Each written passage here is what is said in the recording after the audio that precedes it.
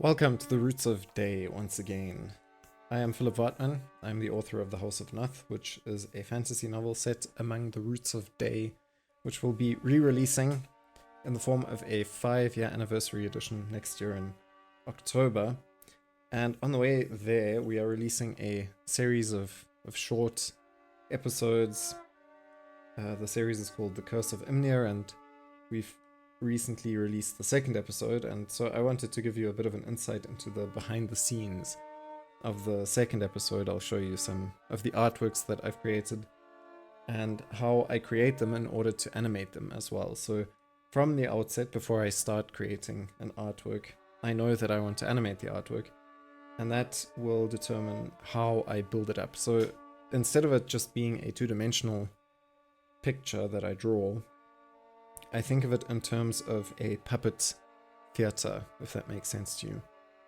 Like a stage in which I've got different elements, different cardboard cutouts, for lack of a better way of describing it, that have to act as though they are standing at different distances to one another, and by making them look like they are standing at those distances, even though they're actually right against each other in the animating program, I use CapCut at this point in time. I do want to move on to DaVinci Resolve, where I will actually be able to use real 3D effects and so on. But for now I'm using 2 dimensions and making things move as if they are at real distances apart from one another. And that creates an effect called the parallax effect. And the picture that I want to take a bit of a look at with you today is the closing shot for the second episode. And you can see it here. I will simply show you on my very nice XP Pen drawing tablet. But what you can see here, maybe I can even just move the camera. I'm drawing you in with my immersive narration. But here you can see that this is the setup for creating an artwork. This is the complete artwork. Here we've got the Dark Loi, as the Sons of Imnir call these spirit creatures, and then here we've got some Holderfolk that are hiding behind trees. There's one sort of worshipping in front of a fire, and there's a lot going on, and that's the complete image. But when you encounter it in the animation, you see the image layer by layer to a degree. So here I've got the layers on this side. When I draw the image, I begin with the layer that is furthest to the back, which is the background. And if I here deselect all of, oops, now I'm moving them around. If I make invisible all of the layers, you can see them disappearing on the screen as I go, until we only have a black background. So this one's the easier. You might have heard of motorbike in the background, but that has little to do with our background. This background is black. There's nothing there. That's the easiest one to draw. Some of them, especially in the first episode, I did add certain kind of sparkle effects and so on, which may make a return in the future. But then here you see, if I make invisible the black background and then I make visible the next layer, you can see this is a separate layer. It's just a bunch of tree trunks, only seen from the bottom, because they are...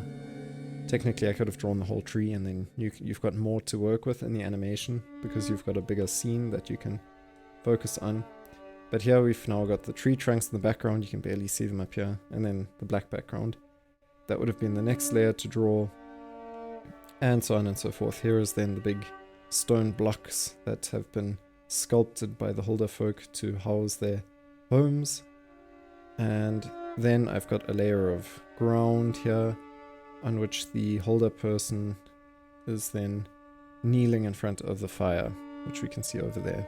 And these different layers I then export separately. So for the holder person, for example, I would have to deselect all of the previous visible layers, make them all invisible, until I only have the holder person, and then I export that one separately up here by going to File, Export, and then I choose PNG because that one keeps transparent backgrounds, and then I've got a transparent image of the holder person sitting down here by the fire, which you have seen in the episode if you've watched it, and if you haven't, then you should watch it.